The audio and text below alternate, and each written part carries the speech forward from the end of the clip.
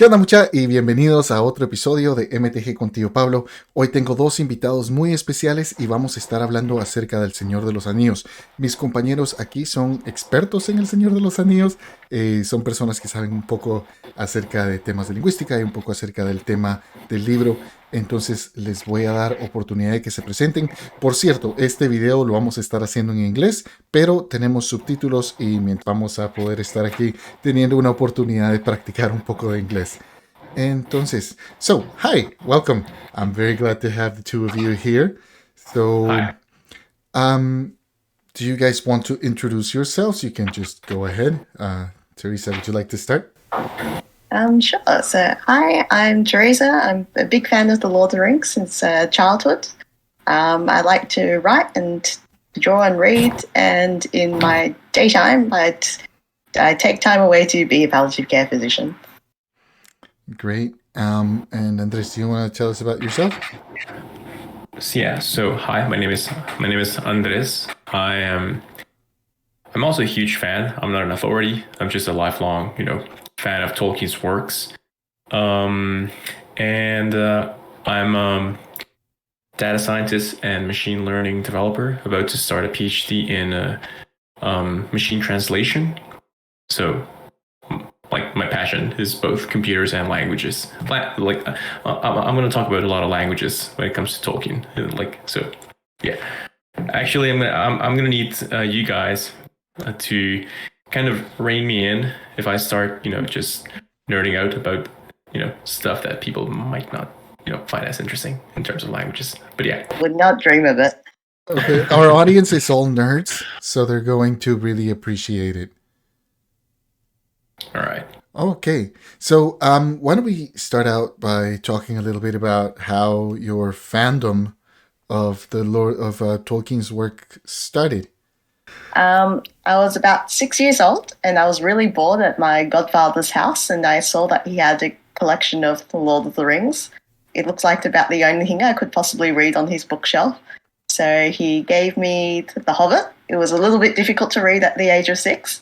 And then I was very excited afterwards to start reading The Lord of the Rings, but I didn't actually start until I was about 9 or so.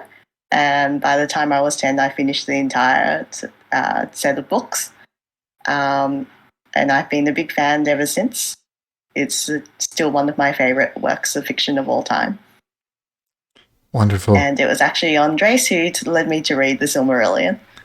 Yeah, the Silmarillion is a whole other animal. I wonder if we'll have time to get into it. I made a valiant attempt at The Silmarillion at the age of 12, which was not successful, and I tried again more successfully at the age of 15 or so. Makes sense.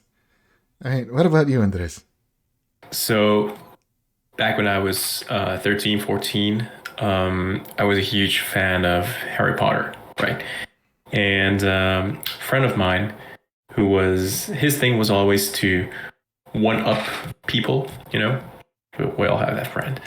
And he was like, oh, yeah, Harry Potter, but that's really nothing compared to Lord of the Rings. And I had no idea what he was talking about because back then, there were no movies other than the Bakshi movies, which were not, as popular. And I was intrigued because he kept saying they are better. Nowadays, this statement doesn't make a lot of sense, but so I bought the first. I think I bought The Hobbit, which was fine. Not very impressed.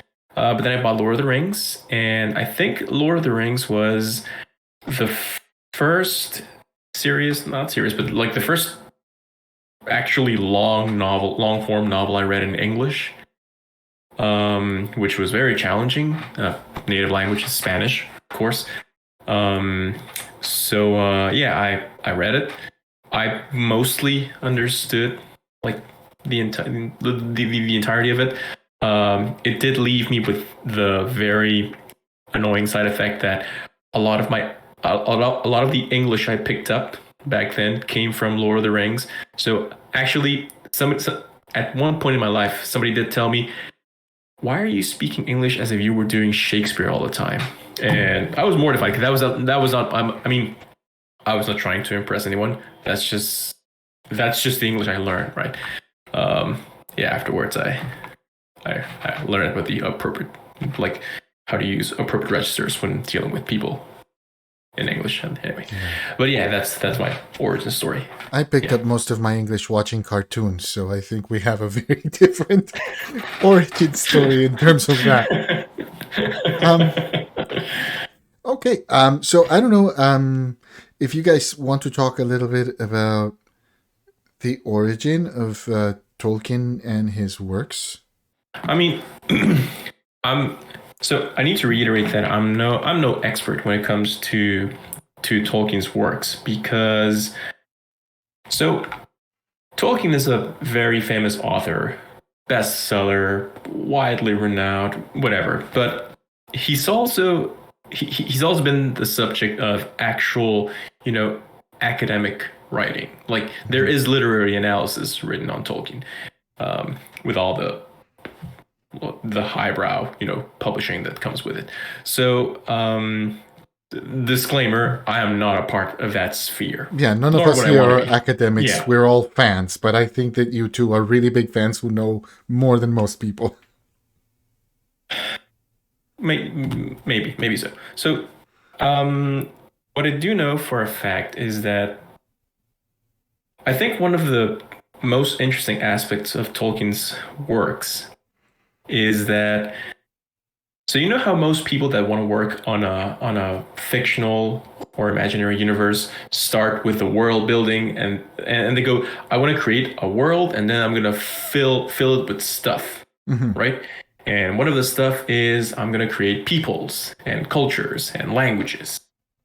So one of the interesting aspects of Tolkien's work is that he actually did it the other way around, because Tolkien was a philologist.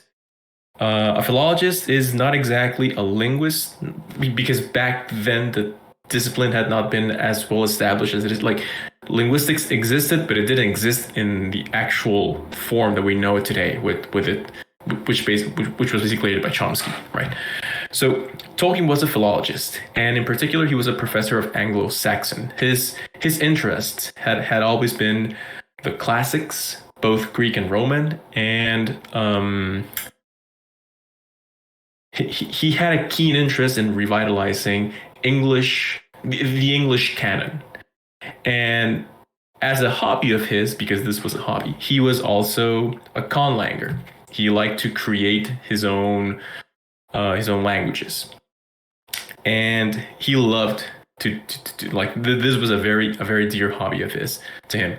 So Lord of the Rings was born as the need to have a world in which the languages that he had created prior to the actual writing, these languages needed a world, so he created the world of Lord of the Rings.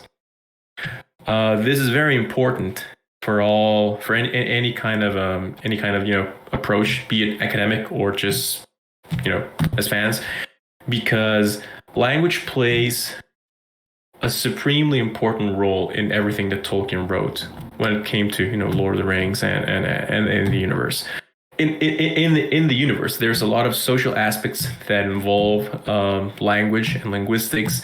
Sociolinguistics is a thing in Lord of the Rings. It is much more apparent in the books than it is in the movies or the TV show.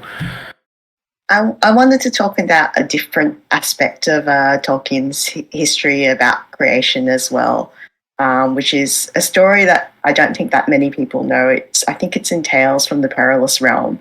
And it's called Leaf by Niggle.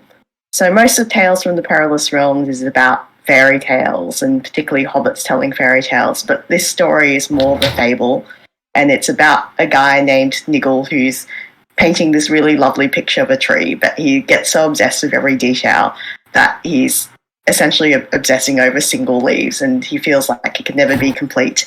And every time he tries to do work on the painting, he gets interrupted. His neighbor has a problem and he needs to go and help with that, or he needs to work hard at his job, or his family's calling for him. And so he's never able to complete his vision, and eventually he dies. But then their way of dying is he gets on the train and he goes to essentially paradise, where he sees his creation not as a painting but as an actual place, and he realizes that he was working on a single tree in the whole of creation, the drawing of that, and now his job is essentially to be a gardener of this, and that's his paradise. And so Tolkien, of course, loved his languages, but I think as well this is a story that showed how much he loved his entire world, his vision of something that could never be truly finished, that he poured his life into. And also the themes are in his works, particularly in the Silmarillion, about creation and subcreation, that Eri Luvata creates the world, and then the Maiad and under him are creating as well. Particularly, you're going to have to correct my pronunciation here. Is it Ole? Aule. Aule? Aule. Yeah, Aule. creates the doors but can't actually breathe life into them. But because his act of creation is to dignify and pay respects to Eri Luvata, then they are granted life as his subcreation as well. It's less prominent in The Lord of the Rings, but you can definitely see the importance of language. Music and songs are what create the world. And then, for example, the character Tom Bombadil, he's the one who has the strongest songs. Yeah, it seems like there's a lot of sort of like power in song in throughout Tolkien's work. Even though the creation of the world began as, sort of a symphonic arrangement, to use a very anachronistic term when it comes to Tolkien, you are correct in that songs in the form of sung poetry correspond to extremely important aspects in the entire legendarium. A lot of the most well-known myths from both the Silmarillion and Lord of the Rings, they were first developed many years before the actual publication of either book as poems meant to be sung. I don't actually think Tolkien wrote, like, he didn't compose the music, but I think he always envisioned these works as sung poems. To name a few, The Fall of Gondolin, The Lay of Beren and Luthien, The Lay of the Children of Húrin. All of these are stories that became very well known in the Silmarillion, and they're actually sometimes alluded to in the Lord of the Rings. These all began as poems that he wrote very early in his career. He wasn't even a professor yet when he started working on these. Actually, the oldest of these, the Lay of the Siege of Gondolin. I seem to remember that he composed it as he lay in bed because during World War I, he was wounded.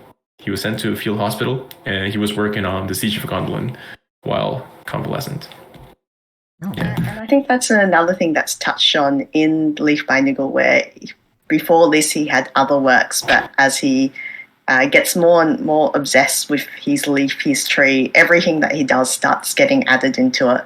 And so the things that he puts into it become as diverse as the poetry that he wrote. His attempts to compose an epic poem like Beowulf, The Hobbit, very famously arising from some children's stories, Tom Bombadil being a doll that his kids had, and then his experiences in World War I going into the relationship between Frodo and Sam. That is all really interesting. And I didn't know most of that, so thank you. Okay, so there's a couple of other things that I'm wondering about, and I don't know if you guys know anything about this. But one thing is that Tolkien was actually born in South Africa, right? Yes. Okay. Yeah. So do you know if that in any way influenced his works? Did he grow up there? Like, did he get to see that sort of wilderness or anything like that? I don't actually remember if he grew up in South Africa. I know he was born there, and I know that he spent some of his formative years. I mean, it's easy to go to Wikipedia and double check, but as far as I know, the environment of South Africa, he never mentioned it as explicitly as the English countryside, which was a much bigger source source of inspiration. Okay. He did speak out sometimes about political aspects of South Africa, of the policies of apartheid and stuff like that. And not in a bad way, I hope. No, no, I mean he was against, very against apartheid, and he found it.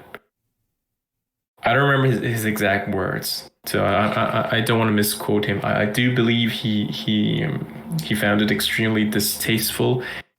If he didn't use stronger language, it was mostly because that was just not the custom. But he was definitely not a supporter, and he didn't have also like a sort of passive indifference.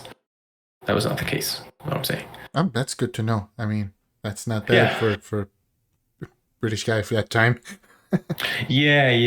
I mean, of late, there has been a lot of discourse in terms of Tolkien's actual politics. Like, what would his opinion would have been in current discourse, and it's a very interesting topic that might be not directly relevant to our purposes today.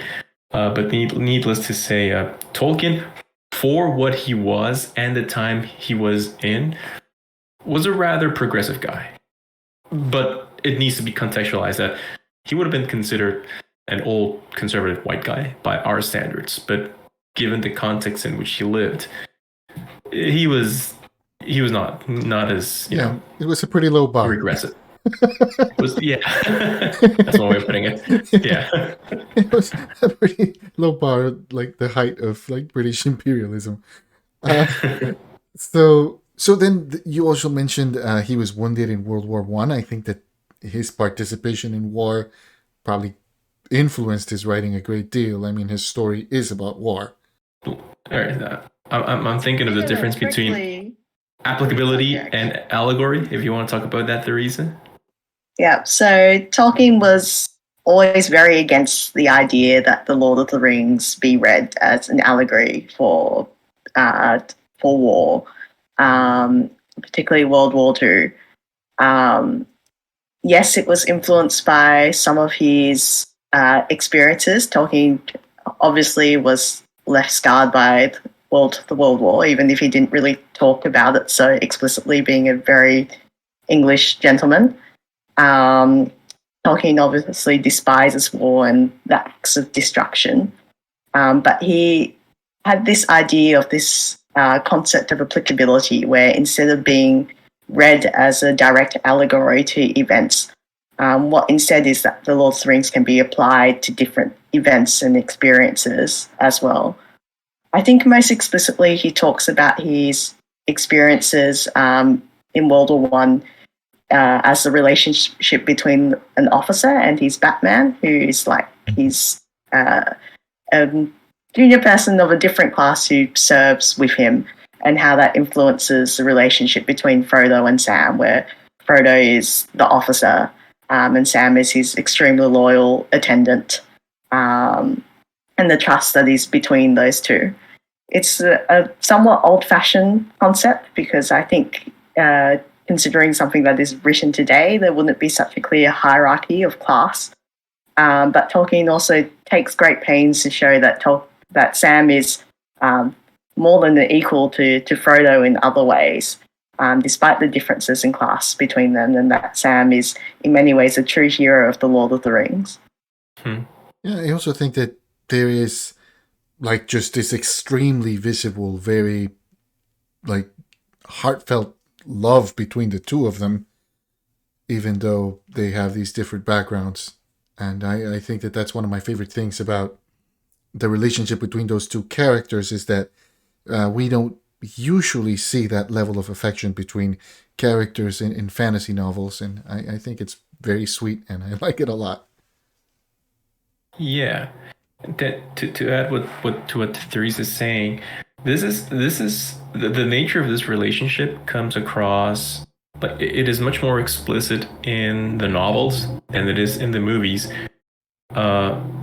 In part because the age difference between Frodo and Sam in the books is, I don't actually remember if it's much greater, but suffice it to say, Frodo in the books is actually a kind of middle-aged man by the time he sets out for the Quest of the Ring. Frodo is actually 50 or 55, I think. Yeah. Whereas Sam is depicted as having worked on Bilbo's garden when he was a child. So there's at least a 15 to 20 year gap between Frodo and Sam in terms of age. This does not come across in the movies, where Frodo is played by Elijah Wood, who has had the same face since he was 5. He always looks 17. Yeah. I can't remember if Sam's the second oldest or the second youngest, because Pippin is the youngest. He's like barely come of age. He's in his 20s. Hobbits come of age somewhat later than humans do. That's a good point. Yeah, I do recall that in order, the oldest is Frodo, and then Merry, and then Sam, and then Pippin. I think that's the order. Yeah. A funny thing that you probably don't know about, so in the latest Magic the Gathering set with Lord of the Rings, Merry, Pippin, and Frodo are all halfling citizens, where Sam is a halfling peasant. Oh, that's fascinating. You know, I had not even picked up on that. That's really good. Yeah, the people who did the Magic set really went for like in-depth references like that. Like they of course have the funding and the people to really go deep into things like this, and I'm sure that they hired some experts and many consultants, so they have lots of fun details like that. I don't know if you guys have had a chance to look at the set and some of the things in it. I've seen the artwork, if that's what you're saying. The artwork is impressive. It's really good. It's very good. There are some stylistic choices that I particularly I'm not a fan of. Full disclosure, I did not like at all the way they represented Andúril, Aragorn's sword. Everyone dislikes it. Nobody likes the swords. They look so video gamey. Exactly. They're very ugly. But in general, character design is really good. I think they were trying to create their own identity. Like, if you look at the cards, it is not the case that the first thing you'll think of is the movies. Yeah, they were trying to. He looks exactly like Hugo Weaving. Does he? Especially in the alternate artwork, he looks exactly like Hugo Weaving. Well, everyone else looks different. Okay, I must have missed that. That's funny. Hugo Weaving has such a striking appearance. Like, you see him and you're like, yeah, Hugo Weaving. Yeah, you know, one thing that I really like, I actually made a post on Instagram about this, is that in this alternate version of the Gandalf card, the art that they used was the art from the old Bakshi movie, the poster. They used the movie poster as the art card. And I've always liked that illustration. It's Gandalf with his sword and the two hobbits standing next to him. It's really cool. To be honest, more people should watch the Bakshi movie. It's good. It's so good. Yeah. I mean, the Nazgul are terrifying in it, and it's a very different interpretation. It's completely different, but at the same time, it is still a faithful adaptation. Like, yeah. They're actually releasing a secret layer of Ralph Bakshi Lord of the Rings cards. As the secret layer is kind of Wizards' very special commissioned artworks, limited run sets. So it was a bit out of left field, but people who enjoy the movies may like those. Yeah, they're really pushing for that nostalgia, and I think I'll probably be getting that secret layer. It looks really good. I'm looking at the Elrond card. Yeah, that's Hugo Weaving. Like, no doubt about it. That's really funny. Yeah. We'll put that card on screen so people know what we're talking about. Okay, so let's just get back to the Lord of the Rings for a while. So we were talking about hobbits, and of course the story starts in the Shire, and we start the story by learning about hobbits. You told us, Andrés, that the Lord of the Rings was born of the need to give these languages a world, But I don't think that the hobbits have their own language. They just are they just British? Are you ready for the explanation? Yeah, I would love it. So I mentioned that language is an integral part of the entire. Let's just like constrain ourselves to Lord of the Rings right now. So whenever I say the works, I mean Lord of the Rings. So language is an integral part of Lord of the Rings, in both very explicit, like actual plot important parts, where, for example, Frodo and Sam run into men, and they don't know what to do with them, and then the men start speaking Elvish, and they go, "Oh, they're from Gondor. We know this because they're speaking Elvish." So that's a very plot specific application of, language as a device. But also, what Tolkien did with the languages of Middle-earth is that he used what nowadays we would call a translation convention. Tolkien envisioned Lord of the Rings as a book that was written in some language that was not English. In particular, it was written in Western, the common tongue of the west of Middle-earth, of Western Middle-earth. And of course, Western was a language he actually envisioned. He never actually described it in detail, but he posited that it existed. But what he did was he translated Western into English, so that the Lord of the Rings is narratively a translation of an earlier work written in Western. And what he did was he was trying to preserve a lot of the social aspects of language in Lord of the Rings. For example, since Tolkien wanted hobbits to be protagonists, or at least he wanted them to be as close to the audience as possible, he deliberately gave the hobbits names that would be recognizable to an English-speaking audience. So that's why you like around the Shire, you're gonna run into names that are maybe not common in English, but they wouldn't sound as strange as, I don't know, Aragorn or Elrond.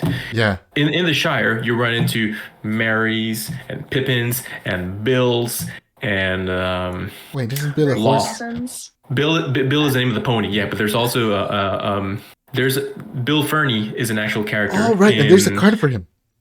Yeah, so it's a Bill Ferny. So Tolkien decided that everyone in the Shire would have English sounding, or rather English adjacent names, in order to breed familiarity, right? And the farther you went from the Shire, the more alien, so to speak, names would become, because you're getting away from the place you started. Another sort of combination between plot and theme is that when the hobbits run into when Merry and Pippin run into the Riders of Rohan, right? So the Riders of Rohan were historically, linguistically related to hobbits. They used to speak the same language. This is mentioned somewhere in the books. I don't remember where. And the way Tolkien tried to convey this this either genetic or linguistic relation was that he gave the Rohirrim, the Riders of Rohan, a lot of Old English names. So there's a lot of Old English toponyms is the term, like demonyms. There's a lot of old English strewn across names of places and people and things in Rohan. Okay, that's so cool. And the reason he did that was that if the hobbits are the English and they run into kin, like into closely related, linguistically or otherwise people, well, he gave these other people Old English names, so that this relation between hobbits, old hobbits, like this, I'm making a mess of myself.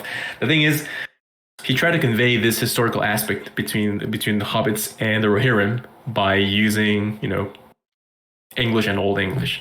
So this is what I'm saying. Language plays an integral part all across the works. Yeah, was there something you were going to say, Theresa? Sorry, I cut you off. So we briefly touched upon that the Shire was very much born out of Tolkien's love of the pastoral setting, of this kind of idealized English countryside as well.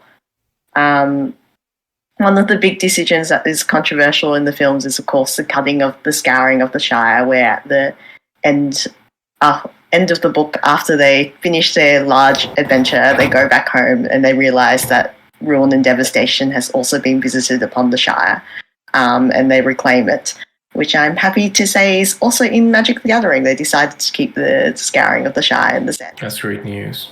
Yeah, I think that I almost get the impression that they were making it a point to include the things that were not included in the movies, and sometimes like correct dialogue from the movies, because they actually like in the card they have like, you cannot pass. That's so good. Yeah. Well, Tom Bombadil was one of the very first cards they revealed before spoiler season officially began. So I think that was a clear move to say we're doing something different from the movies. Peter Jackson himself does actually quote a fair bit from the books. My fiance likes to joke that you can definitely tell when it's Tolkien's line and not Peter Jackson, because the writing quality improves significantly. This is completely true. We like the films as well. We're just going to put that out there. Don't come at us. Yeah, the way that I look at it is like, I love all of these things, but to me, they're very different things. Like, the book is one work of art. The movies are their own thing. And now this magic set, it's its own thing. Like, each of these has its own flavor. And, it's true that these two other things are derivative, but they're sort of interpretations of the work. Like, I don't expect that level of fidelity from a form of, when you're going from one form of media to another. They're an adaptation, right? They're just different adaptations. To go back to Theresa's point, to Tolkien's creation. Yeah. To go back to Theresa's point, it is actually, in my opinion, very easy to tell when a line is like taken from the books or unnecessary addition, and it mostly comes down to the actual vocabulary in the line. Tolkien was so he was a nerd, and as all nerds, he was particularly offended by like little things that would otherwise be inconsequential. And one of the things he was really not, I mean, when I say offended, I'm being playful. He wasn't offended, but he was bothered miffed. He was miffed. Yeah. So he was miffed by the influence that French has had on English as a result of the Norman conquest of England in 1066. So as a result, if you read Lord of the Rings closely, you're going to find that Tolkien tries to minimize the number of non-English or Saxon words in the text. That's fascinating. Yeah, I mean, sometimes you just can't avoid the French or the Latin term because there's just no modern English equivalent. Yeah, right? Hobbits need to talk about bacon. Hobbits need to talk about bacon and taters and what else? I don't know.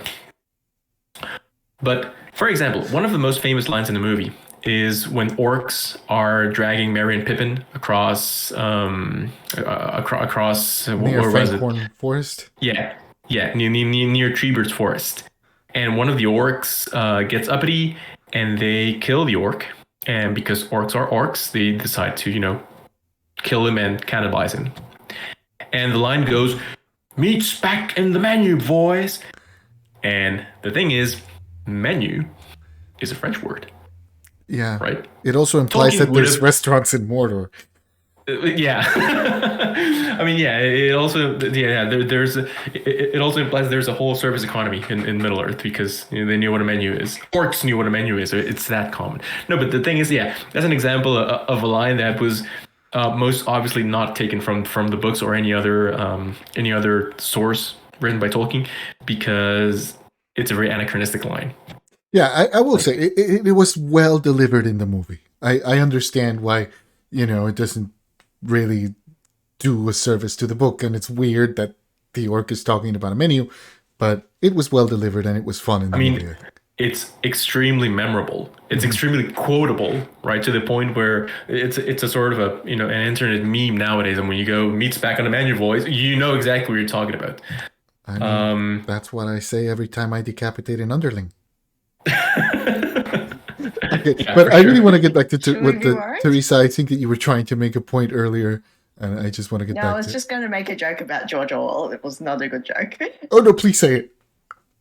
No, I was going to say that I'm surprised to learn that Tolkien is apparently the one supporter of Orwell's essay Politics in the English Language, where he says that you should never use a Latin word when the English word will do, and you should break this rule rather than say anything barbarous. That is very good. I had not heard that. There's a sort of not a movement, but it's sort of a hobbyist movement, so to speak, called Anglish, and Anglish is basically what if English but no French. And if you read and what they do whenever they run into a term that is a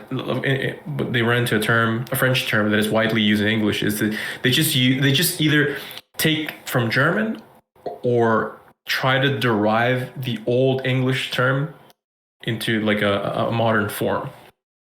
And what's hilarious is that if you read a text in English, you're going to run into a whole bunch of terms that I, at least, first ran into when first reading Lord of the Rings. So, for example, moot, the word moot, as in the ent moot, that the ents, it's a gathering of ents. It's a sort of a council. Actually, Tolkien does use the word council. But in English, the word for council would be moot. So you have stuff like elder moot, which is the council of the elders, right? Yeah, Tolkien would have been a fan of English. I'm surprised he went with the word council to refer to the Council of Elrond in retrospect. I think moot might just be a funny word, so it probably didn't have the moot of Elrond. Gravitas. Elrond's moot. Yeah, that sounds kind of funny. Yeah, it doesn't convey the seriousness of the of that I whole don't know scene. about you. Okay, so let's get back to hobbits. So we're in the Shire. We meet the hobbits, and I will say that as I've gotten older, I think that I've become more and more like a hobbit. Like when I was young, I wanted to go on adventures and all this stuff. Now I just really want to bake bread and enjoy life. And smoke weed. Yeah.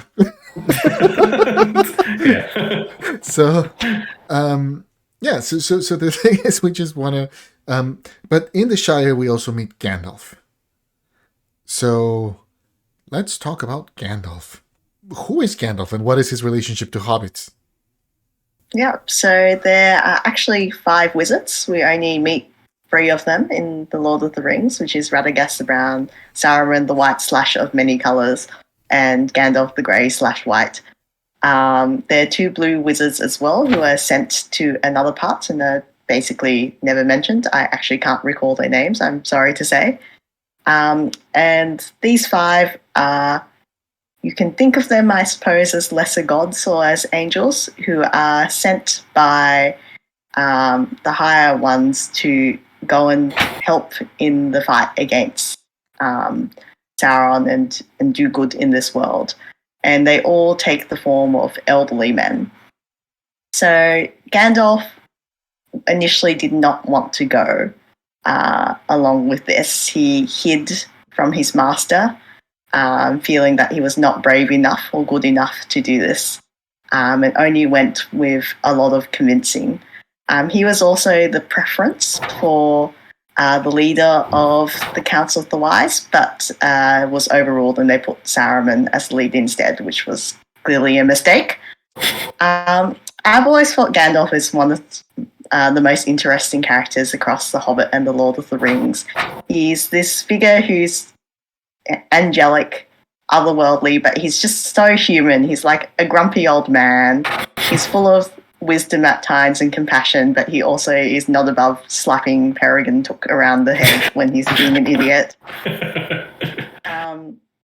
So he really unifies, I think, this thing in The Lord of the Rings where you've got the high and the low. You've got the high adventure, the high king's Aragorn, his marriage to Arwen, and then you've got the low romance, the low hero Sam, his marriage to Rosie Cotton, and the bit in the middle, which is Faramir and Eowyn. And Gandalf is someone who goes on this Hobbit adventure with Bilbo to, even though he's got much higher ambitions and there's reasons why he's doing this. And that he has genuine fondness for the Hobbits, genuine love for them, and appreciation of them, of these people who are seen as very low and, Hobbits, they're silly. They live in this backwater country. They don't know anything. All they like is food and 7 meals a day. But he really sees what is great about them. He takes a lot of influence from trickster figures such as Odin as well. That mysterious picture of the old man with the beard and in the hat and the cloak striding through a storm, which was on my multiple covers I owned of The Lord of the Rings. And Tolkien really takes this quite mysterious character and makes him very human. Yeah, that's really fascinating. There's a couple of things that you made me think about when you were saying that. One is that in the book, Gandalf explicitly says that of all the great wise people, he's the only one who studies hobbits. I think that speaks to Gandalf's just sort of his humility and also his great wisdom at the same time, because he doesn't look past them and he also appreciates them. And in a way, he's smarter than everyone else for doing that. The other thing is, I'm very curious that, it seems that Gandalf seems to understand that hobbits are small and kind of simple-lifed, but that they live simple lives, but they're also really, really capable of accomplishing extraordinary things. But do we know, or has it ever been mentioned, how Gandalf first came to know hobbits?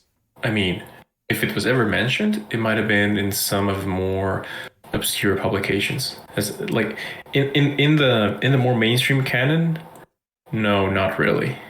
Gandalf is said to be, he, if I recall correctly, he was the last of the wizards to arrive in Middle-earth.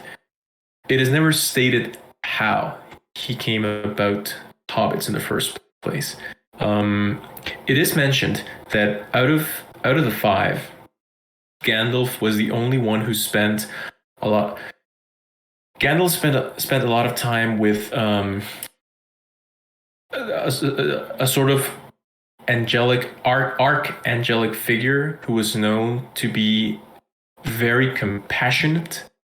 In the Silmarillion, this character is Nienna, and she is a sort of not a patron saint because she's an angel, but she's a spirit that is constantly expressing sadness and weeping because she feels the pain and the burden of all living creatures. It is attested in some of the more obscure, sources that Gandalf spent a lot of time with Nienna, being taught compassion. I think those were the precise words. He was taught compassion by Nienna. So, in a way, it this is thematically linked with hobbits because we can speculate that Gandalf felt pity for them, and he studied them because he thought that they deserved studying as much as all the other peoples. And it turns out that spending a lot of time with hobbits, Gandalf learned about their true strength. So that's a possibility. Also, just to to score some nerd points, yeah, the 5 wizards were indeed Saruman, Radagast, and then the two blue wizards they're attested as Alatar and Palando. But like Theresa said, Tolkien, he never talked about them on purpose. He actually writes their names as it is said that these two wizards were called so and so, because he purposefully left their existence as vague as possible. Like, yeah. Okay. Tolkien was a big fan of deliberately leaving mysteries in his work, things that he would never answer to give the sense that the world was bigger. So one of those things is the two blue wizards. There's also the sense that the wizard's staves are important as well. He says, like, Saruman, your staff is broken, but never really elaborates on that. And then things like who the Witch King of Angmar was is a famous question in the fandom, and what Tom Bombadil actually is are all things that he wanted to leave unanswered. Right. So much has been written about who Tom Bombadil might be. It's amazing. Okay, so we don't know anything about Tom Bombadil. We don't know anything about these blue wizards, and we don't know anything about when Gandalf first met hobbits. We do know a lot about the origin of elves. So do we want to nerd out about elves for a while? Elves. Okay, so the nature of elves, the relationship between elves and men. Basically, elves and men are both what we call the children of Ilúvatar, which is Ilúvatar is the Elvish name for the god figure of Lord of the Rings. It literally means the one and only father. Mm-hmm. Elves are sentient beings whose will, intelligence, but basically whose soul is tied to the lands that they inhabit, which stands in stark contrast to men whose souls are not bound to this world. That is both the narrative and thematic explanation behind the fact that elves are immortal and men are not. Elves are immortal in the sense that they're just there, immutable. Their souls are tied to the land, and they cannot, quote unquote, escape it. Mm-hmm. Right? We're coming, like, I'm using the word escape very deliberately because at first glance, you're like, being immortal is amazing. And it turns out that no, it's not. There's a reason why there's rings of power, and it's directly tied thematically and narratively to why elves are kind of fed up with the world. So elves are basically that. They are intelligent, they're sapient beings whose role in creation is to live in it, as opposed to men whose role in creation is we don't actually know. Because when their souls depart their bodies, they are taken to, the halls of the Allfather, and we don't actually know what happens to them. That is actually what Ilúvatar deem the gift to men. So the gift to elves is that they are the fairest, and the gift to men is that they can die.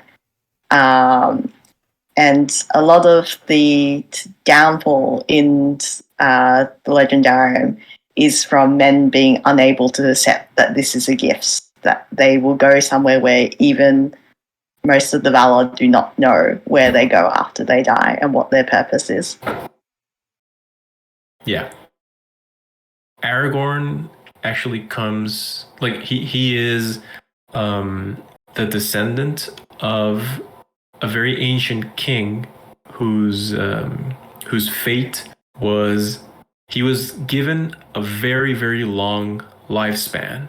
He was mortal. He was a man, because even though he was gifted with this longer, time with this longer lifespan, the angelic figures, who are called the Valar, the angelic figures in the Legendarium were not allowed to take away from him the gift of Ilúvatar. They were not allowed to make him mortal. Like, as a matter of interest, this very ancient king is the brother of Elrond. Like, Elrond had a brother. and this brother has a descendant down the line, down a couple of thousand years, and this descendant is Aragorn. Arwen's marriage is very important because it unifies essentially every important elvish bloodline and reunites it with the blood of man. Aragorn and Arwen are related to basically every important character in the Legendarium who is elvish. Elrond is sometimes termed half-elven, which can be confusing to people because he's counted amongst the elves, and that is because he and his brother Elros were offered a choice. They could choose to count across as one of the elves or as one of the men. But in choosing to become one of the men, he made that choice for all of his descendants as well, and that's why Aragorn's all of his ancestors are mortal humans, and which leads to the downfall of their race because they were placed in such a way that they could see Valinor and see the possibility of immortality, but they were never able to go back and unmake that choice that their ancestor made for them. Whereas Arwen, because she is descended from Elrond and is still an elf, is able to make the choice to become human. So, and I think that you're getting to something that I think is really interesting throughout the Lord of the Rings. It's something that I've been thinking about lately a lot. And it's that there's always this constant, like, looking back at a distant past. So, like, you know, through the Silmarillion, there's this sort of like looking back to the first creation when everything was perfect. And then there's this, like, after the death of the trees of Valinor, there's this, like, the whole Silmarillion kind of hinges on looking back to the perfect light of the trees. And then the Lord of the Rings just kind of looks back at this great age. But it seems to me that the world of the Lord of the Rings is a world where it feels like these people are inhabiting the remains of a world that was somehow greater. This is, in my opinion, the most interesting theme in Lord of the Rings. But it's let me try and craft like a starting point for a thesis, for my thesis. Yeah. So you are correct in that by the time the Lord of the Rings takes place, the world is a sort of shadow of the ancient, like, mythic eras. Because it's true, because a lot of the characters who are portrayed almost as demi-godly figures in the old stories are no longer there. Almost all of them, not all of them. Galadriel is still there. Galadriel is literally the second oldest creature in creation that still lives in Middle-earth. Who's the oldest? Círdan, the person in charge of building and letting the sailboats that take the elves to the equivalent of heaven. He's in charge of that. He is the oldest creature in Middle-earth at the time of Lord of the Rings. So it's true. And this is where the Rings of Power come in play. Because if you go back to the theme of immortality that the elves have to endure, elves cannot die. So their souls are bound to the earth. But the earth itself, creation itself, is constantly changing. The passing of time is a thing that the elves perceive. They can't do anything about it. So there's a sort of existential dread amongst elves where they cannot really get attached to anything because everything except themselves passes away, right? So you can't have a pet, you can't have a plant, you can't have a house, you can't have anything that will not eventually not be there because time passes. The Rings of Power are originally created to sort of have the places that elves inhabit be in a sort of stasis. So it is no coincidence that the two bastions of elvish culture in Middle-earth at the time of Lord of the Rings are in Galadriel's forest, Lothlorien, and Elrond's house, Rivendell. Because, spoilers, Galadriel and Elrond are both ring bearers. They are in possession of one of the rings of power, and the ring of power allows. It's not that it makes things immortal.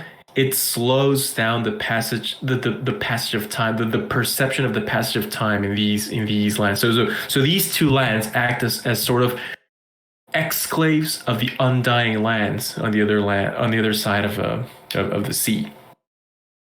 So rings of power are a big deal for elves because they do not.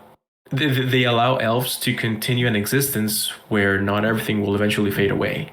Mm-hmm. Right. So, who has the third ring? Gandalf. That's what I thought. And, yeah. And what powers does he get from that? In general, the fact that Gandalf is so good at healing, both spiritually and physically, the fact that Gandalf is like a sort of constant kindling in people's hearts. Gandalf is always like this huge morale boost to anyone who meets him. The fact that Gandalf is able to like raise the morale of troops while defending Minas Tirith, or the fact that Gandalf is a healer, or stuff like that. So all that ties with the fact that Gandalf is a ring bearer. He bears one of the rings of power. That is very cool. It was originally given to him by Círdan, the elf in charge of the Great Havens. I think one of the things which would have been quite difficult to portray in Magic the Gathering sets is, compared to a lot of modern fantasy, the people in the Lord of the Rings, magic is not something that you do. Magic is something that people are. So does Gandalf ever really cast any spells other than making fireworks and like setting his stuff alight? Not really, but he's got the Ring of Fire. But it's more, as Andrés says, in his nature and in what he does. And so the magic is greater and more subtle in the way.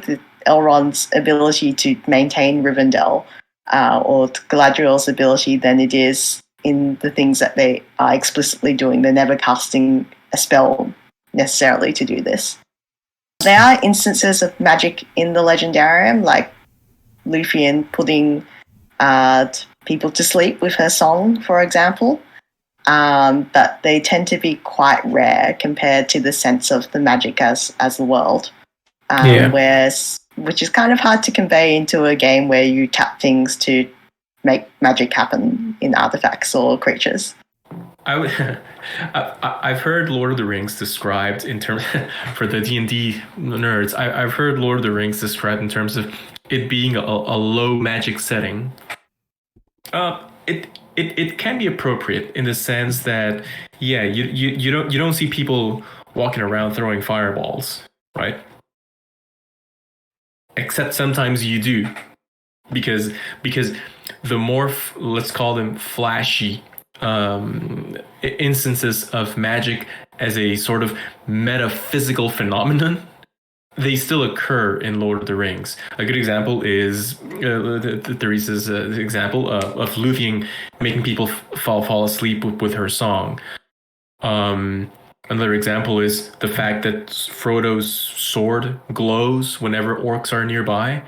Gandalf is explicitly portrayed as being able to burn things whenever he wants. Like, there's a very funny moment in the books where I think Pippin, of course Pippin, asks Gandalf if he can produce fire because they're really, really cold. And Gandalf is like, I can't burn snow. But his problem was not with the fact that he was able to produce magical flames. His problem was that, well, there's no fuel. So it implies that Gandalf would be able to create a sort of fire by metaphysical means if he had the materials.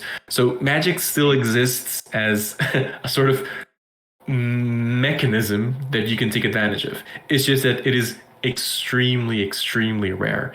It's much more common to run into, more nuanced and all-encompassing and much more subtle integrations of magic into the world. And even in The Hobbit, Gandalf doesn't throw a fireball. He has to set some pine cones on fire and then throw them. Yeah, when they get attacked by the wargs. I remember that. Okay, so I think that's the only instance that we hear orcs actually speaking in common tongue in quote unquote English, and then there's even the orcish song and like the night for our delight. So you mentioned there's all this old English influence, but what about Elven? Where did that? How did that come about? Like, what is the influence for Elven?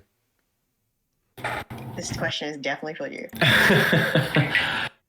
I've heard the comparison that Tolkien loved languages the same way a connoisseur of fine wine loves, tasting different kinds of, wine. Mm-hmm.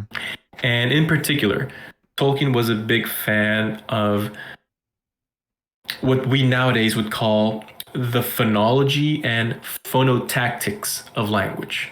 What is that? Phonology, to put it simply, is given one language, whatever language, all of the sounds that you can use in that language. That's phonology. And phonotactics is given one language, the rules that those sounds must follow in the language. As you can imagine, different languages have different phonologies and different rules of phonotactics. For Spanish speakers, you might recall there's a rule that goes, if you see an N and then there's a B sound, you need to write it as a V. If there's an M, you need to write it as a B, as a big B, right? That's an example of a phonotactic rule in Spanish. So Tolkien was very into these things. And so when he was developing Elvish languages in particular, at the time, Tolkien was a big fan of one language. Specifically, he was a fan of Finnish, a language spoken in Finland. Tolkien loved his Finnish. He loved the way it sounded, right? And in effect, a lot of the phonology and phonotactics of the High Elven language is reminiscent of Finnish. Now, to be clear, when I say phonotactics and phonology, I really mean just that, as opposed to every other aspect in language. Because I've actually asked a native speaker of Finnish, does this thing sound like Finnish to you? And I presented to him a fragment in Quenya, and he was like, nah, not at all. It doesn't sound like Finnish to him. So Quenya sounds like Finnish sounded to Tolkien. So it's the House of Finwë because it's the House of Finland. I mean, I wouldn't be surprised if that was a subtle nod at the fact that Quenya was inspired by Finnish. It might be. It never occurred to me. It might be. That's actually might as well be. Interesting. I wonder if there's something to that. Yeah. For our listeners out there, Finwë is one of the patriarchs of the very old, elven houses. One of the high kings of the elves. Yeah, Galadriel is a descendant of Finwë. You might know that in Lord of the Rings, there is actually not one but two elven languages that are strewn across the book. The first and most developed of the Elvish languages, and possibly the most developed language Tolkien ever created, like in general, is High Elven, also known as Quenya. Sociolinguistically, this language is a sort of Elven Latin. So that by the time Lord of the Rings takes place, nobody actually speaks Quenya as a native language anymore. But it survives as a language of ritual, an extremely formal language that nobody uses unless they're crafting something for the archives, or, it's like Latin, right? It's a dead language, not extinct, dead. The other Elven language is Sindarin.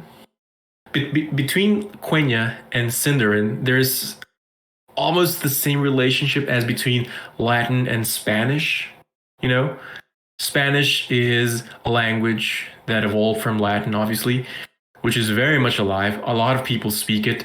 It's constantly evolving. It is very different from Latin, and to the point where if you look at two texts, you can clearly see the relationship. Like, you can see that these two are languages that are related, but they're not mutually intelligible. If you speak one of them, you won't be able to speak the other. So that's more or less the status in which Quenya and Sindarin exist in Lord of the Rings. Sindarin, like out of narrative, Sindarin was inspired by the phonology and phonotactics of Welsh. Tolkien loved the sound of the Welsh language. He loved it so much that he included some of the more, I'm not going to say weird, but let's call the more uncommon and infamous aspects of Welsh into Sindarin.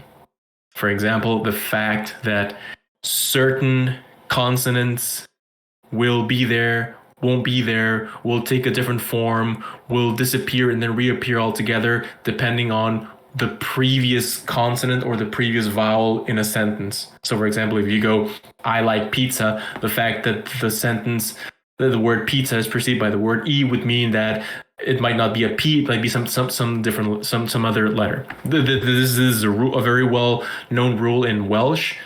Tolkien injected that rule into Sindarin because he loved Welsh. That's Elvish. Tolkien worked a lot on Quenya to the point where it is by no means a fully completed language, but we are able to build very extensive and very complex texts in Quenya.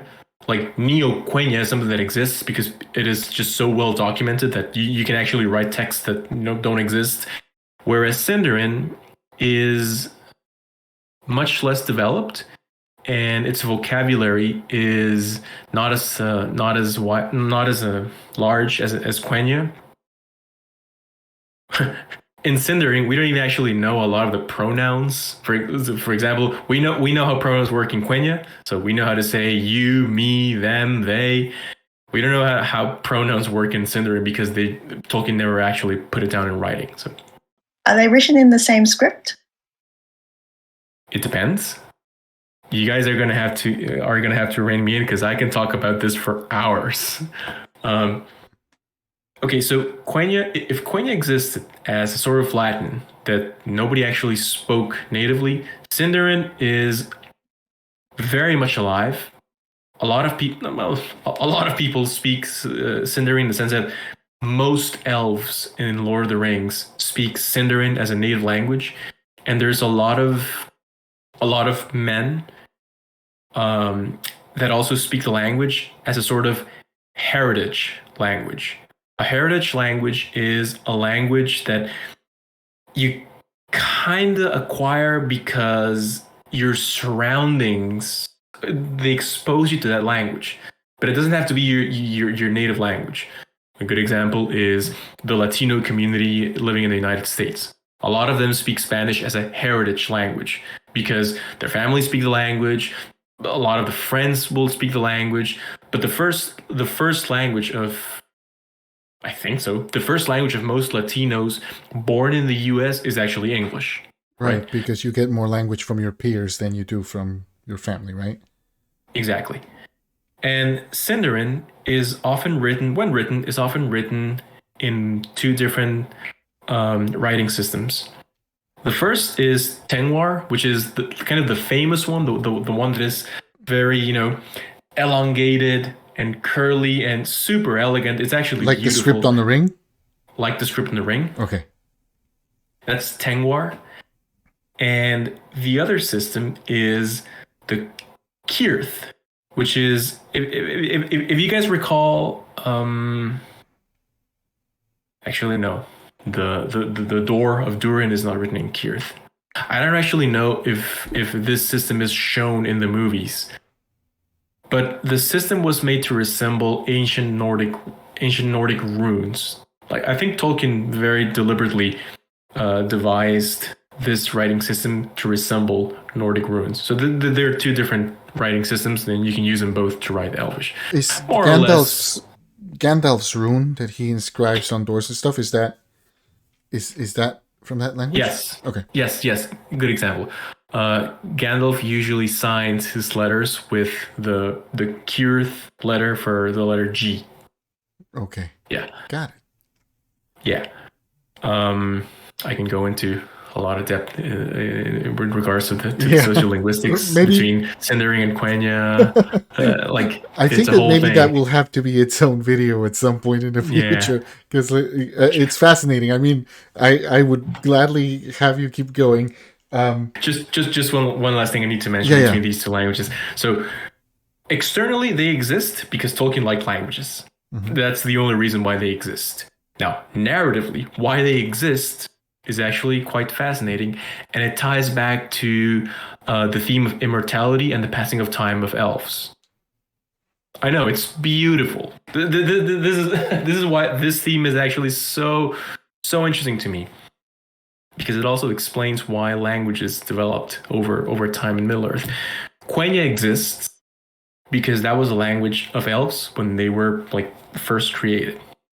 But in the Undying Lands, where time doesn't really passes, language became static. In the sense that there was no language change. If you spoke Quenya at year 0, you might still understand Quenya in the year 2000. This was not so with Sindarin, because Sindarin is the result of there was 2 populations of elves. One of them left to the Undying Lands, and the other stayed behind in Middle-earth. This population, subjected to the passing of time, their language changed as well as they did, and this language became Sindarin. So that's why these two languages are related, because Sindarin is the result of the Elven language staying behind in mortal realms and thus experiencing the passing of time and the appropriate linguistic change. That's really Can cool. we swear in your videos? Sure. It is fucking fascinating. I love how Tolkien was able to integrate such a nuanced theme into his languages. He was aware of the fact that linguistic change would still be a thing in his universe, but only if you experience time as mortal men did. Not if you were elves. It's great. Yeah, so it's beautiful. An interesting thing is I try to keep my videos PG-13 because that is the rating for Magic the Gathering.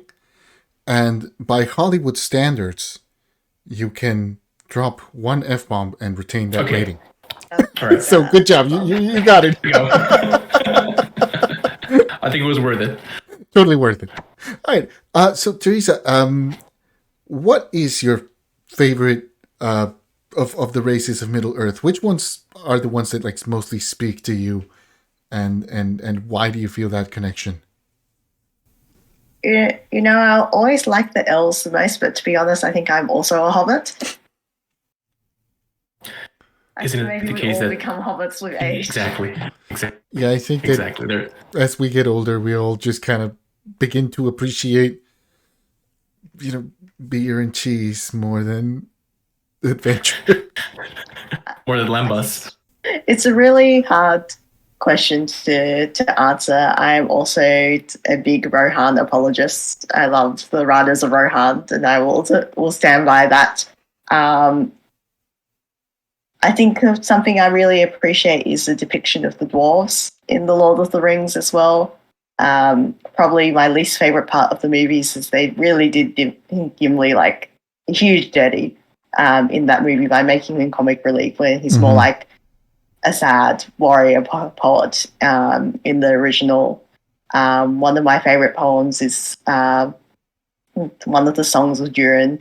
The one that starts, the world was young, the mountains green, and talks about the waking of Durin, who's the ancestor of the main race of dwarves who are seen in in the Lord of the Rings, and who goes to sleep and gets reincarnated several times before falling to a final sleep, and the dwarves waiting for him to come back.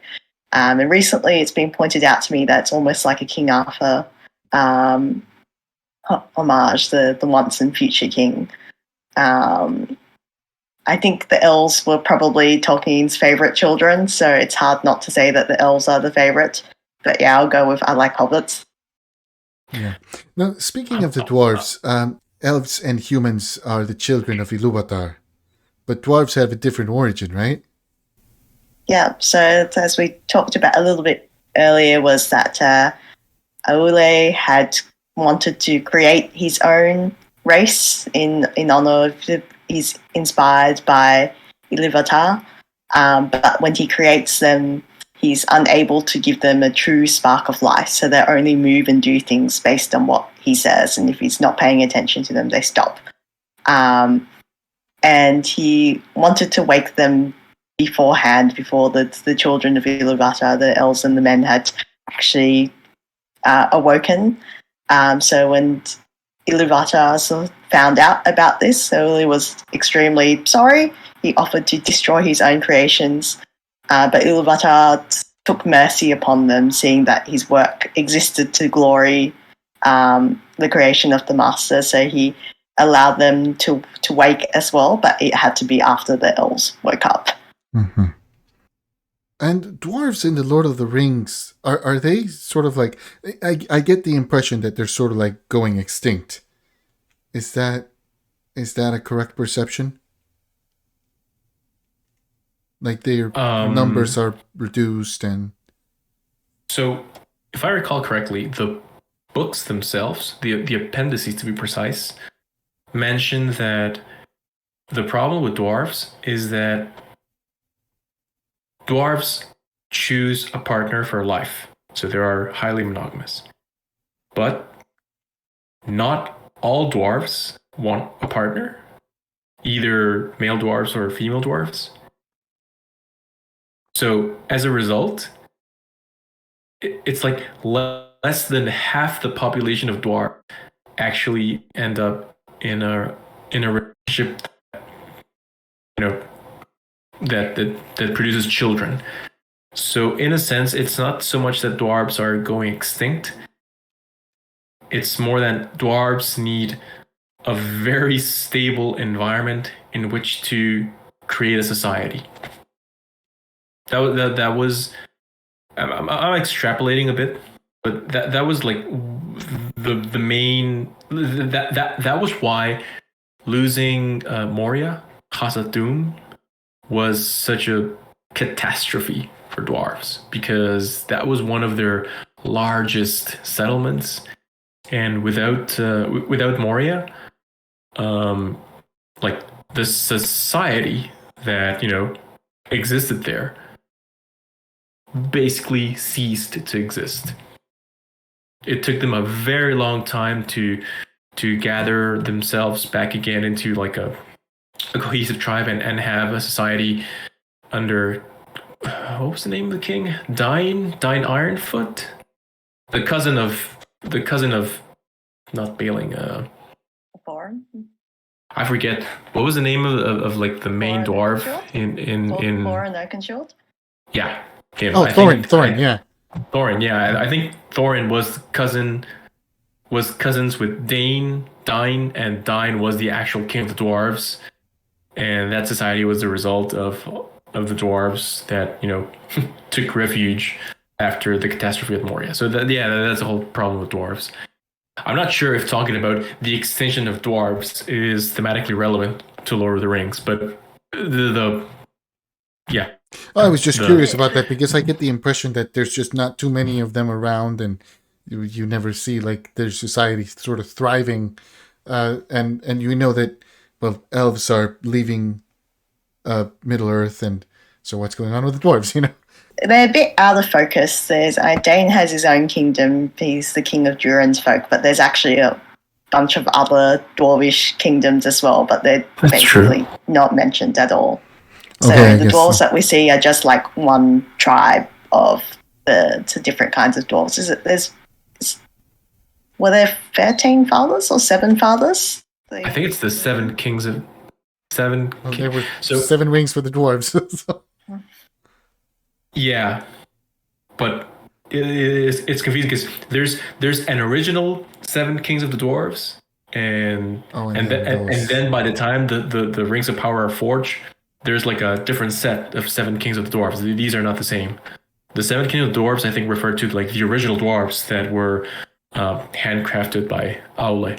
Pairs, and then there's Durin is the one who woke alone, as in the poem, because he was the one dwarf father who was left, who woke by himself without a companion, and he's the father of all the dwarves that we see in the Lord of the Rings. Yeah. Okay, that's really cool. Now let's just like tie it back to like, so all these like hobbits and dwarves and orcs and elves and all these things. So these became sort of like the or most generally used fantasy races, right? Like I think that D&D took basically Lord of the Rings type characters and kind of used it to build their world. Like the Lord of the Rings was sort of huge influence in fantasy, and then D&D was the inspiration for Magic the Gathering, and now we go full circle back with Magic reconnecting to sort of its great grandparent or one of its great grandparents. So what do you guys think of that? Like what are your thoughts?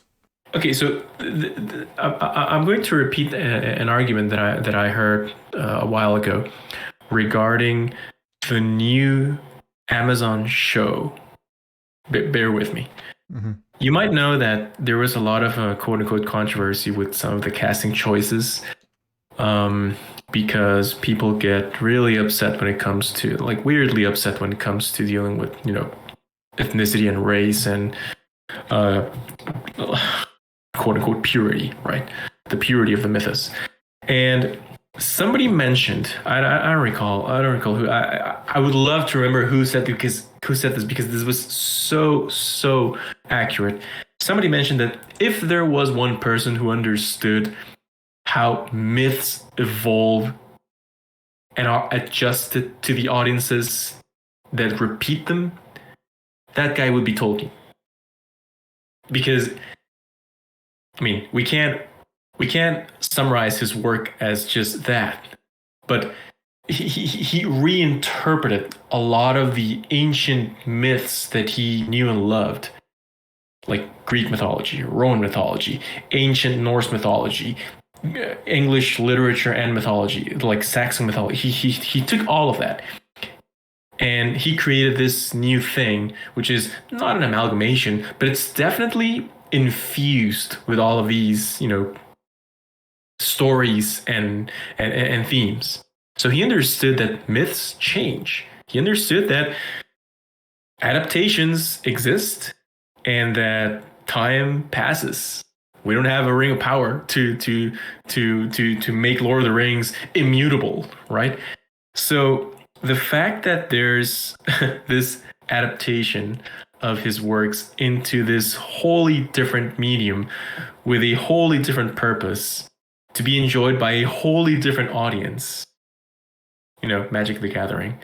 I'm not sure he would have liked it because I don't want to speculate as to what he would have liked. Like, how do you explain Magic the Gathering to a person born in the 19th century, literally? Tolkien absolutely would have been a Dungeons and Dragons nerd. I'm not sure. I really don't know. But the thing is, even if he would not liked it, we don't know. But even if he didn't like it, he would have understood why it was happening. Fair. And that's like the thing to remember. I think different media evolves constantly, and there is no sense in trying to maintain this very strange notion of purity when it comes to the adaptation of something that is beloved. Like, I don't like the Hobbit movies. I really don't. Me neither. Because whatever. I like parts of them. I have my reasons. Do I think they are a perversion of the work that should not exist? No. That's just how culture works. And if sexy Sheila. I was gonna say. So this is where I come clean and reveal the fact that you guys ever heard of that game Shadow of War, yes. where you go around, brainwashing orcs and building armies and conquering mortar. I have killed so many orcs in that game. And you run into this sexy anthropomorphization of Shelob. Yeah. It's Liv Tyler. It's not Liv Tyler. It's not. You're right. It's not. It's It's very likely to have been inspired in a pornographic actress named Stoya. Okay, good to know. You can look it up afterwards, and when you look it up and you see the actress, you're gonna go, yeah, that's Shelob. Anyway, I worked as part of the language quality, quality testing team. I was there polishing and rewriting some of the lines for the Spanish dub of the game. So in a sense, I was a player, not a major player, but a player nonetheless, in what is considered to be one of the biggest quote unquote perversions of Tolkien's works.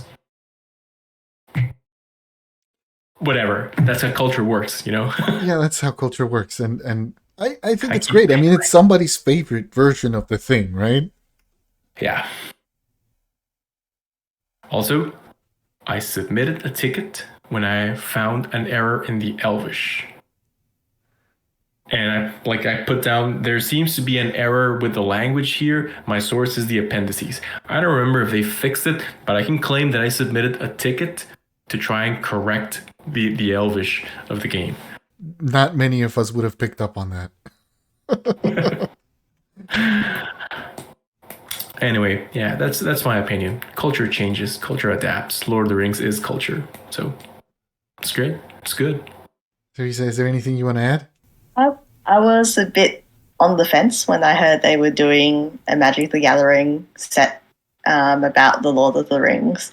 But I really came around through the spoiler season because the set reminded me of how much I love the Lord of the Rings. That's one of my favorite works of all time. And seeing other people discover this work, people asking in comments, what on earth is this card about? Like, who are the Sons of Fëanor? Or like, what is this passage referring to? Because there was a lot of quotes used as flavor text as well.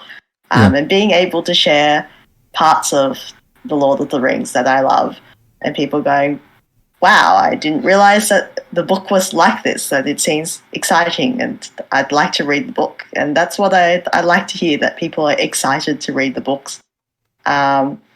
One of my pet peeves is, for some reason, Tolkien's prose is characterized as being really dry and boring. I don't know what these people are on about. I think Tolkien is actually, compared to pretty much every other fantasy author, he writes quite excellent prose, and I was very happy to share one of my favourite passages, which is the one where Theoden rides into battle on the Pelennor fields, and it describes him seeing that he was riding like a storm upon the plain, the thunder in the mountains, as he screams out, ride now, ride to... And then all the host of Rohan burst into song, and they sang as they slew, for the joy of the battle was on them, and the sound of their singing that was fair and terrible came even to the city. Like, who else could write a line like that? Yeah, it's incredibly powerful. That whole chapter is just amazing. It's just amazing prose. It's exciting.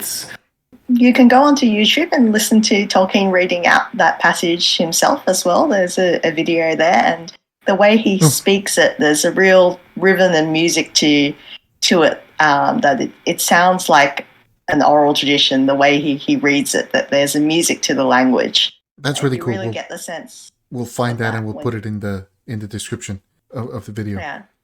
Thank you for pointing that out to me. I really look forward to reading that. So I think that we've been on this for a very long time, and I would love to keep going, but I also know that you guys have things to do. So I'm going to ask you like one last question, which is, if you could share with the people out there who are interested in the Lord of the Rings, like whether they've been in it for 40 years or 50 years, or whether they just discovered it this week because of, Magic the Gathering putting out a Lord of the Rings set. What do you think is, what are some of the things that you would really like these people to know about this work? I don't know. The books are great. Don't be afraid of them. They're actually quite readable. Go into it, enjoy it. There's a lot there that you might not expect. It's the grandfather of all fantasy, but it's really different to a lot of fantasy novels. I think Andres and I have had strange discussions about whether Lord of the Rings is actually a fantasy novel or not, which probably sounds very bizarre to people. And don't get into stupid arguments about what's a pure adaptation or not. There's no point arguing over whether the film or the book is better. Just enjoy it. Yeah, I would probably go along the lines of talking about the different adaptations, because Lord of the Rings is in the spot that many other literary works are, where an adaptation is much, much more famous than the original work. And it sometimes happens that people consider the original work as much more inaccessible than the adaptation. And like Theresa is 100% correct. This is not the case with Lord of the Rings. Lord of the Rings it's not perfect, but it's one of those very, very rare instances where you can choose to read it as some sort of highbrow academic work, thick with themes and external narrative, and you can read it like that, and you can also read it as a straightforward adventure novel. Yeah, about a guy who just wants to go home. About a very, very humble person who is able to influence decisively the history of his world. Yeah, go back to the original novel and don't think of them as slow, stuffy, and inaccessible, because they really aren't. They're not. I love Italo Calvino wrote an essay about why read the classics, and two of the things he says is that a classic is a book that everyone knows about even before they've read, because it's so much in the popular culture that you learn it by osmosis. But a classic is also a book that when you do go about reading it, you discover new things that you would have known or guessed about the book. And we've spent a long time talking about the Lord of the Rings today, but there's so much we haven't talked about here, like the character of Gollum as well, one of my favourite characters in fiction too, the mystery of the Ents, talking about Saruman and the other wizards as well, the themes that Tolkien truly believed that good could overcome evil, that good was stronger, talking about Faramir. There's so much there, and there is so much to experience in The Lord of the Rings. Okay, so there's one last thing that I did want to talk about, and I think it's such good flavor to The Lord of the Rings set in the real world that I've been telling people. You guys know about the One Ring in the Magic packs? No, not really. Okay, so there is a One Ring somewhere in a pack of Magic cards. And this is like a one-of-a-kind card of the One Ring. And I kept telling people that if I find the One Ring, I'm going to destroy it. I'm going to destroy it because I don't like sort of like the predatory tactic of tempting people with a high-value card so that they just buy product, basically, essentially gambling. The thing is that now the offer for the ring is about $2 million. So now I'm starting to think, if I find it, can I really destroy it? I mean, that's perfect. Right? That's perfect. That's exactly how it works. Not that far from New Zealand. You could fly over. Oh, I was just going to throw it in Pacaya Volcano in Guatemala or maybe in the Popocatépetl in Mexico. I'm not going to go. I'm not going to go to Mordor. New Zealand. It's made of cardboard. I can burn it in a chimney. I might make a suggestion is some of the cards are quite deep cuts, and if it's a Magic the Gathering focus, that if you would like to pick or your viewers would like to pick some of the cards to talk about the flavor behind them, that might be fun. That's a great idea. That's a really great idea. Let's do that. That's a good idea. Let's make that happen.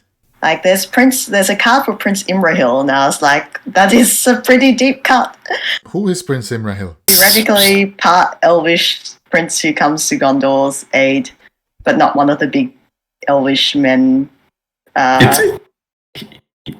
His family is one of the rare instances where there occurred a union between elves and men that were not as highborn as Elrond and all of his family. Like Elrond is royalty, but Imrahil's great grandmother was literally a maid. Interesting. Who happened to be elvish. All right, that's really cool. So yeah, we should definitely regroup again and talk about these things, because seemingly 2 hours is not enough time to scratch the surface. Okay. Well, right. Thank you guys, and I guess we'll regroup soon and talk more about these cards and this set. And Andres, maybe this will give you some time to familiarize yourself with the Magic set a little bit more. We can look at some flavor text. We could look at some art. We'll regroup. I think I should at least familiarize myself with MTG, because right now I know next to nothing about Magic the Gathering. Sorry to say, that's like a big hole in my my nerd, my nerd credibility. The fact that I know nothing about Magic the Gathering. It's okay to not know anything about Magic. There is a problem that you might get to like it. Right. It's cardboard crack. Yeah. Here's one of them, though, as a taster. It's the Battle of Pelennor Fields. Wow. Yeah, so if you want to spend a few $100s on Magic cards, you can have them. I am doing that very shortly. I am going to buy the Commander precons and you know what? Play them. I just got them today. Which one are you going to play? I'm playing the Hobbit one. Probably I'll be playing the Hobbit one too. I mean, I'm not going to lie, I got all 4 of them and I broke 2 of my rules. One of my rule is that I don't play precon decks. And the other one of my rules was that I was going to spend less money on Magic in the upcoming months, because I'm spending my money otherwise lately. Like I'm doing a little bit more traveling and trying to, I have to move. But I was like, nah, you know what? I'm going to get these because I love the idea of playing them against each other. So are you going to get stuff besides the Commander decks? We're going to start with that and then decide if we want to play pre-release at home. My cousin's bringing it over. My fiance's he's like a semi-pro / pro at Legends of Runeterra, the League of Legends card game. Mm-hmm. But we wanted to start playing a bit of Magic. But like I said, I'm a bit unemployed at the moment, so we also don't want to spend too much money. It sounds worse than it actually is. I took 6 months of leave without pay, and I'm starting work again in August. But that's why I say I'm gainfully unemployed at the moment. Yeah, that's a pretty good position to be in, like not having a job and knowing that you've got one waiting for you, because you get to actually enjoy that time. Well, if you've got free time, we can always play Magic. I play a lot on Spell Table. Are you also in Canada? No, I'm in Australia. Oh, you're in Australia. Wow, what time is it for you? It is 11 a.m. That is fascinating. All right, cool. So I'll take that into consideration for our next meeting. I really want to thank you guys, because this has been one of the most fun conversations I've had in a while. We will regroup in the near future. Thank you guys so much. And for everyone who stayed here and watched this to the very end, thank you so much for watching. I hope you've enjoyed this, and stay tuned for the sequel. We'll see you soon. Bye-bye. Bye now. Bye.